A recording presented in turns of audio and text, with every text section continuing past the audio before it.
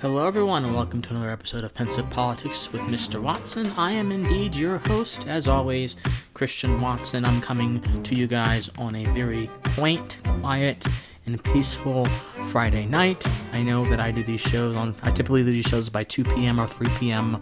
Friday. I do a Monday, Wednesday, Friday. But today I just had some things to do, and so I'm still happy to do these things, and I'm still happy you guys are willing to listen to them, even if it's a little bit late, a little bit off the schedule, and a little bit, at night. So it's been a very busy news day today. We'll be talking about a few topics. Number one, Joe Biden got into some trouble today. He like he always does. Let's be honest. He always gets into some trouble, not because he's troublesome, and particularly he just has a lot of things that are very, very unwise. And as this race goes on, you can expect many more of these moments to continue to happen. But this particular comment was quite troubling to me. It actually riled me up a little bit. He said on The Breakfast Club, for those of you who do not know, The Breakfast Club is an urban radio show based out of New York, hosted by Charlamagne Tha God, DJ Envy, and Angela Yee. All three of them are very prominent internet and radio personalities in the black community. They are very much celebrities and well-known in certain spheres, but most of America did not know them and does not know them until this point, until Biden said something ridiculous like this.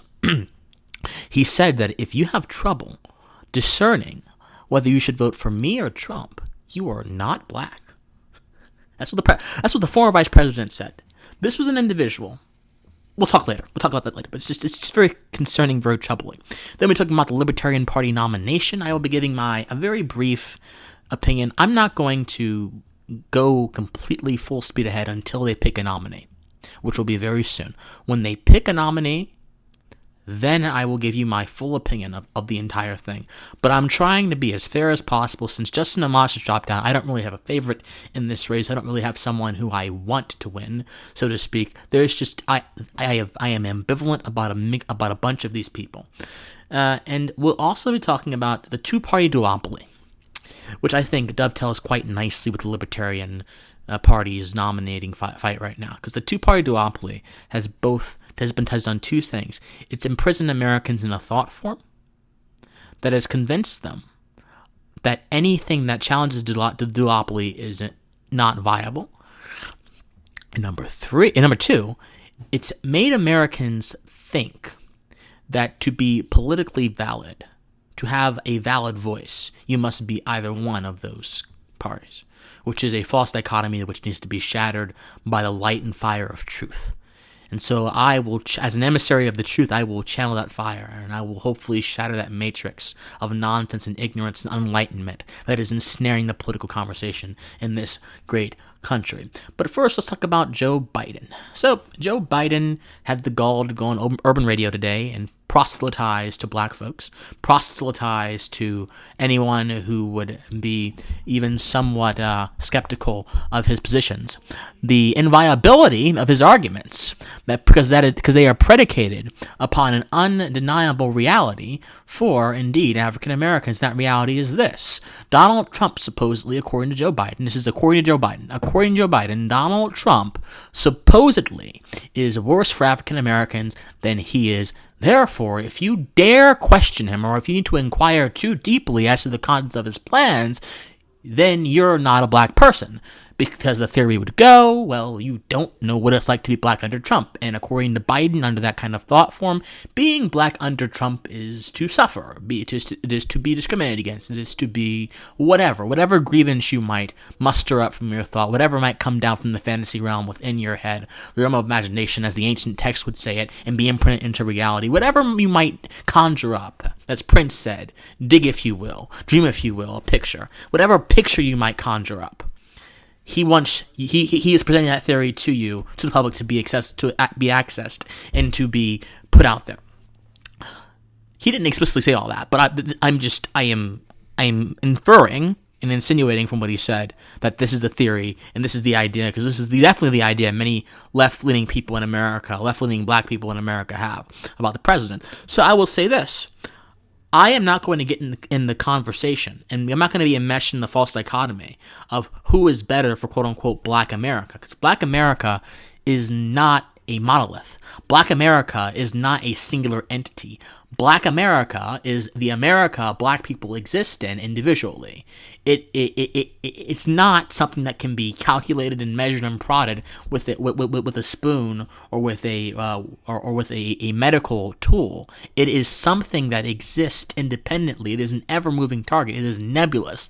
It is misty. It is mysterious. It is elusive. It's an elusive thing, this Black America concept. So I don't, for one, claim that any president has the authority or even the ability, the logical ability, the institutional ability, the conceptual ability to have a massive effect on Black America or to help quote-unquote Black America unless the government is doing something that is harming all Americans in a way by infringing upon the rights of someone. If the government is involved in rights violations, then yes, a president could supposedly, theoretically help Black America. But if a president is not actively involved, or the government is not actively involved in rights violations, and theoretically the rights of certain Americans are being preserved, and they're not being attacked by the government or by anyone else, then you really can't help any kind of America. Rural America, agrarian America, urban America, Asian America, whatever America you want to do, whatever hyphenated American compartment you wanna dream up and you wanna throw at people, you can't really help them through the institutional levers of government. They help themselves. Black Americans have been helping themselves ever since the sit-ins in the 60s. Black Americans have been helping themselves ever since civil disobedience was used to fight against the atrocious, vicious, evil Jim Crow. Black Americans have been helping themselves by taking their dollars and investing in their communities and getting prosperity to their communities by the investment of those dollars. It's the concept of black dollars. I encourage you to look it up. Black Americans have been helping themselves in so many different ways that embody their individuality. Black Americans have been helping themselves since the 1900s in Tulsa, Oklahoma, when Black Wall Street, quite literally, was the shining pearl of the entire country, one of the richest areas in the entire country, a former slave colony turned into a jewel, a ornate jewel of excellence, of individual genius that rose from those former slaves. Black America has been helping itself for a very long time. It's been helping itself for a very, very, very long time.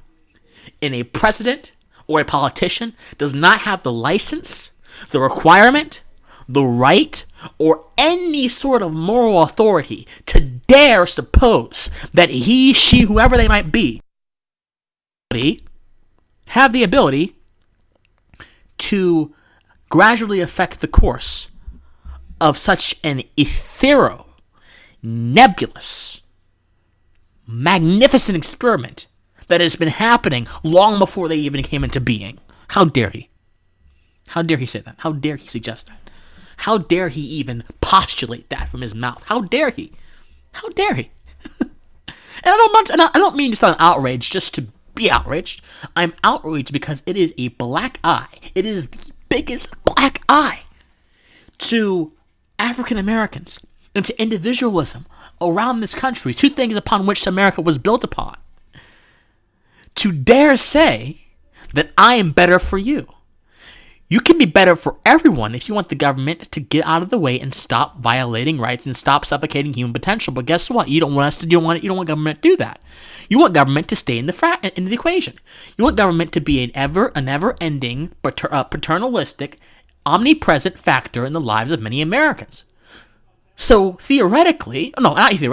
conceptually, incidentally, it turns out, Mr. Biden, that you're not absolutely good for any kind of America, whether it be black America, white, whatever, I don't know.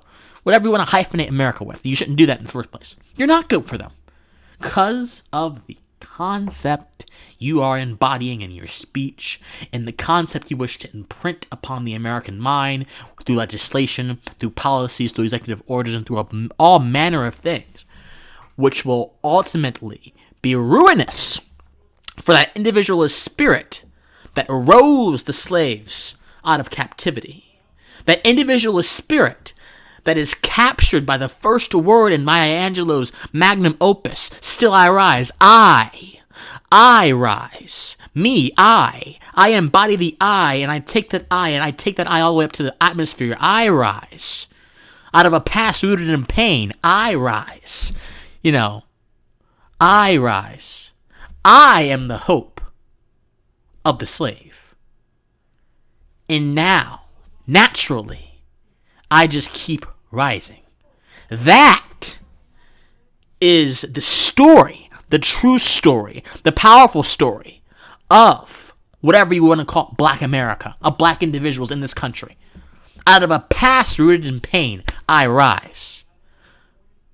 Out of a past rooted in pain, I rise. Out of a past, I would put an addendum to that. And out of a past rooted in identity-based thinking, collectivism, government intrusion into lives, we all rise. That is the story of Black America, Mr. Biden, and you absolutely have no right to co-opt that. How dare you? You have no right to co-opt that. None. Zilch. Zero. Now, Biden has since apologized for his gaffe, as he always does. As he always does. As he always does, and as he always will. But he's only apologizing because he got backlash.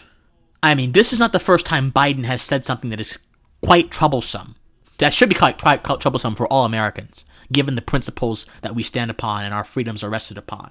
He went to a Black congregation a few years ago when he was Vice President of the United States and said Republicans are going to put y'all all back in chains. So insinuating, again, presenting this false dichotomy that if you don't support us, if you don't support my camp, then something's wrong with you. You're going to be, your humanity, the chains represented the sort of shackling of the humanity. Your humanity is going to be degraded and it's going to be debased back to where it was under slavery. So essentially, Biden was saying the same exact thing he said back then that he's saying right now. He's saying the same exact thing, guys. This is stunning to me. This is why principles and tracking things and checking things and events throughout time is very important, because you miss this kind of stuff. Biden is saying the same exact thing. Biden is practically saying, like he said back then, my camp, my people, my party, my principles are best for you, and if you don't support those things through me, notice, he does not say if you don't support those things in general. Because if you support Biden's principles or the principles he postulates, you could find them in other people. Because principles are detached from people. But he says, no, if you don't support those things through me, as if he's some sort of deity or some sort of emissary of divinity that the Black America needs to know in his mind, then you're not Black. If you don't support these ideas through my administration that I'm in, then you're going to be a slave again. You're not human. That's not exactly what he said, but I'm taking a little bit of liberty with the interpretation. It's not the first time. This is absolutely not the first time this has happened. And a lot of other commentators have wisely pointed out that Biden's actually at the helm of a lot of the trouble that has besieged, quote-unquote, Black America for the past few decades.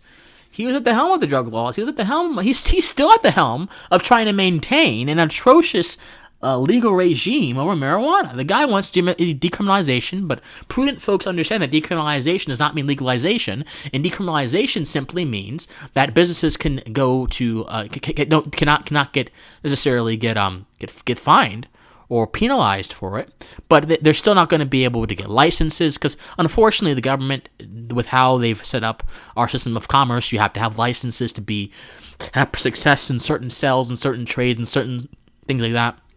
So on and so forth. They can't get licenses. They don't have access to such a legal framework that is necessary for marijuana producers and sellers to flourish. It should be completely legalized. And in fact, I think the Controlled Substances Act in general of 1970 should be repealed entirely. Repeal the entire thing. I think we ought to go one step forward and legalize every single drug out there. Because every single drug that is taken by an individual on the behest of their own will is a nonviolent crime, and nonviolent crimes are not something that this country needs to focus on. It's not something that our justice system needs to focus on, because guess what? It is not a threat to natural rights. Our justice system is impaneled to do one thing. It is impaneled to protect natural rights. It is not a threat, my friends, to natural rights if someone decides to go hit a crack pipe. It is not a threat, my friends, to natural rights if someone decides to go light up a blunt.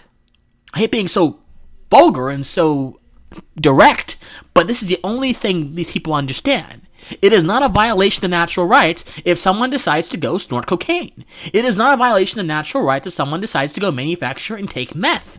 It is not a violation of natural rights if someone decides to abuse their own body willingly and voluntarily through their own devices. That is not a violation of natural rights, and therefore that is not an issue that the government or the police should be invested in. Period. Point blank. It's as simple. If you use the alchemy of rights that this country was transmuted from a colony, from a sort of vassal of a king to a free independent republic through the alchemy of natural rights, then you will understand exactly what is going on, exactly why this argument is so important. The police are not here to be moral busybodies policing your life, controlling your life. The police are here, my friends.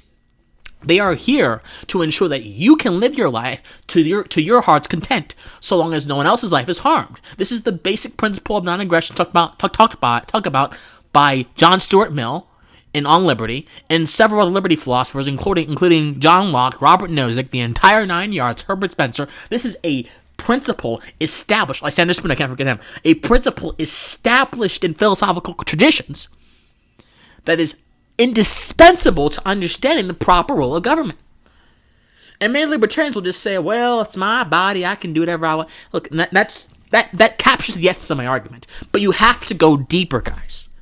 Because these people out here don't understand that. They say, they see, when you say it's your body, they see, okay, it's your body, but it's my country. It's your body, but it's my society. They are parsing their paganistic obsession with drugs by and through the myth of the common good. Let me say that again. They are parsing their paganistic obsession with drugs by and through the myth of the common good. What do I mean by that?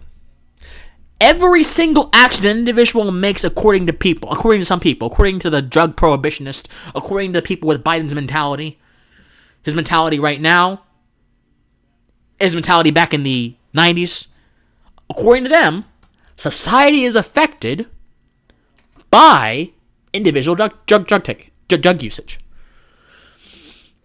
And so instead of actually seeing society as it is, as an individualized set of interactions that are not necessarily measurable, as the great F.A. Hayek and the great Rosewater Lane pointed out decades upon decades ago, almost 70 years ago now, almost 80 years ago now, they want to see society as a sort of compact organism, a hive mind, a beehive that buzzes in unison and can be measured and maintained by the beekeepers, i.e. the government. They can be custodians of human action, custodians of human nature, custodians of human will. But guess what? That's not how reality works. That's not how the world works. And as much as you want to impose such artificial, false limitations on human society and the world, I promise you, it will not work. Because it rebels against that which is permanent, that which is objective, and that which exists. It rebels against it. So I don't care if folks think this common good nonsense is going to save us or is important to adhere to, because it's false, it's a fiction, it's fantasy. It is not any more real than the Chronicles of Narnia are. And that's a great series, by the way. C.S. Lewis was a brilliant man. It is not more real than the Chronicles of Narnia are. This is just that simple, guys. It's just that simple. It's simple. It's, okay, the concept is not simple, but the way I'm saying it and the way it can be understood is quite simple. But the problem is this: we've got caught up, as one of my friends said to me, in the sauce. We've got caught up in the sauce. Millennials and Gen Xers and Gen Zers have some very interesting terms, guys. Yeah, you have some very interesting terms. We get caught up in the sauce of other people's expectations that we forget the objective expectations and limitations adherent to natural rights philosophy, adherent to individualism, adherent to that which allowed America to become a paragon of individualism in the first place. We ignore it at our own peril. Joe Biden ignores it at his own peril, saying, "Oh, I know marijuana smokers, and that's why it should be decriminalized." Like, what? I personally witnessed John Kerry. I was in Iowa. I forgot which town I was in. This was a few months ago for my class. I was in Iowa, And I personally witnessed John Kerry, former Secretary of State under the Obama administration, former senator for Massachusetts, I believe. I think so. Yeah, I think so. Former presidential candidate back in 2004 against Bush Jr. I saw John Kerry walk out onto the stage. I was sitting right behind Biden. And he said, Joe Biden is going to win a Democratic nomination. And that time I didn't believe him at all. I thought Biden was a dead man walking, but I was wrong. I thought that was either going to be someone like Pete Buttigieg or Bernie Sanders. That's what I thought. I was wrong. We were all wrong. No one believed Biden was going to make it. But Kerry was right about that. He said John Kerry is going to win the nomination. And when he gets to the debates, Joe Biden is going to slice, dice, and destroy Donald Trump. Biden can't even slice and dice a statement or an argument effectively. If he is, he's using dull knives. That's how ineffective he is. He can slice and dice. What the heck? Slice and dice? What? No, okay, this is some crazy stuff. This is some asinine stuff. This is just stuff that really gets me going, guys. And I'm trying to be as professional as possible. And I'm trying to be as pensive as possible. But sometimes pensiveness requires fire. Let me say it again. Sometimes pensiveness requires fire. What is fire? Well, Prometheus could tell you that fire was the spark that lit life, that made life be able to flourish on this green earth. Fire is the dynamic passions by which we are able to carry out things. Fire is that which gives us both comfort and teaches us about danger. Fire is that which allows every single person on this earth to live vibrantly. Fire. And I'm speaking with fire right now because we need the fire of truth to support, to engulf this political conversation and transmute it into an intelligent discourse and get it away from the kind of crap we're seeing from both President Trump and Vice President Biden. Although I promise you, Donald Trump would not say anything as ridiculous as this, lest he get drawn, hung, and quartered by the outrage mobs, by the mobs of political correctness, by the mobs of political righteousness, so to speak, as they would regard themselves. And I'm not going to get involved in the banal argument. Oh well, is Donald Trump is he good for Black America? What does that mean? Stop it. Stop putting me in a category. Stop putting me in a box. Let me be my own individual self. Let Black Americans be their own individual self. Black Americans are getting tired of being put in a box. They are being tired of being mislabeled and labeled and wrapped up and being stereotyped. They're getting tired of this stuff. Let them be individuals, will you? Let them be individuals. Please, I am begging you so much. Let us be individuals. There is only America, and there is America that is located on the micro level. America is when I go into work and I put on my apron and I begin serving food. America is when I go to the store and I take out my debit card and I pay for some water or some candy, and it goes into the pockets of the shareholders of the company and the managers of the company and the workers of the company and so on and so forth. That is America. America is not a grandiose organism that can be measured, prodded, and secured by some sociologist in a lab. That's not America. That is false. That is a false conception that has led to a lot of death, led to a lot of pain, led to a lot of suffering, led to a lot of confusion within the American mind. And Joe Biden wants to propagate that nonsense. It shouldn't happen. It should not happen at all. All right. I spent 23 minutes going on about him. I'm going to leave him alone. I'm leaving him alone. You'll be hearing more from me about this topic later. And President Obama, I have my disagreements, but Barack Obama was a sign to many Black Americans that Donald Trump, that being Black in America was no longer a barrier. Whether that perception is correct or was correct at that time or is correct now, independent of that idea, I'm not going to get involved in that debate. Independent of if that perception is correct, it gave a lot of people hope, a lot of people inspiration. It even gave Black conservatives inspiration and hope. Just going to be honest with you. It even gave some of them some inspiration and hope. And for Joe Biden to stand on that legacy, to invoke it so religiously, and act as he is the emissary of the Barack Obama kingdom, church, and then go on and say something like this is nothing short of a disgrace to the foundation that he constantly invokes. Nothing short of a disgrace. So, that's all I'll say about Vice President Biden. And I'll let my words speak for themselves. I'm not going to tell you how to think. I'm just telling you what I think. I'll tell you my 2 cents, so to speak. I won't be... I'll tell you my 2 cents. How about that? I'll tell you my 2 cents. Libertarian Party nomination. You have a few candidates: Joe Jurgensen, professor at Clemson University; Jacob Hornberger, attorney, think tank policy leader; Vermin Supreme, professional troll, someone who should never be taken seriously in anyone's rational mind; John Mounds, for one of the preeminent, I would say, libertarian candidates in the country. He's gotten a lot of votes as a libertarian candidate for governor in my home state here of Georgia, and I might be missing a few more, but those are the main ones I want to focus on for now. Oh, and Adam Kokesh too. Adam Kokesh is awesome. I love Adam Kokesh. If you guys want to look at my interview with Adam Kokesh, he is an awesome guy. I love him to death. Don't agree with everything he says, but Adam Kokesh is still a guy that I like a lot and that I appreciate and that I still look up to. He has been one of my foremost intellectuals and inspirations in my life. Adam Kokesh is just nothing short of awesome. And there are other candidates that didn't really poll very high and didn't really get into the debates, but they had a debate the other day ago, and John Stossel moderated, and I saw people on Facebook and people in the media attacking certain libertarian candidates for doing certain things. Here's what I'll say.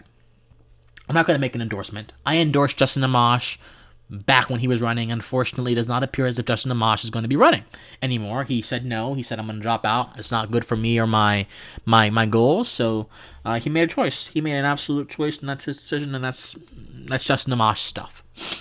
I will say this. Of the remaining field, if Hornberger is the nominee, which it seems likely he might be,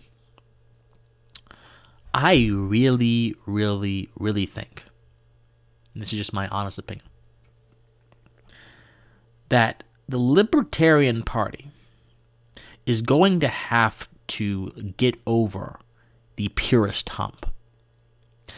Hornberger speaks with fire, with passion, with conviction. I like that.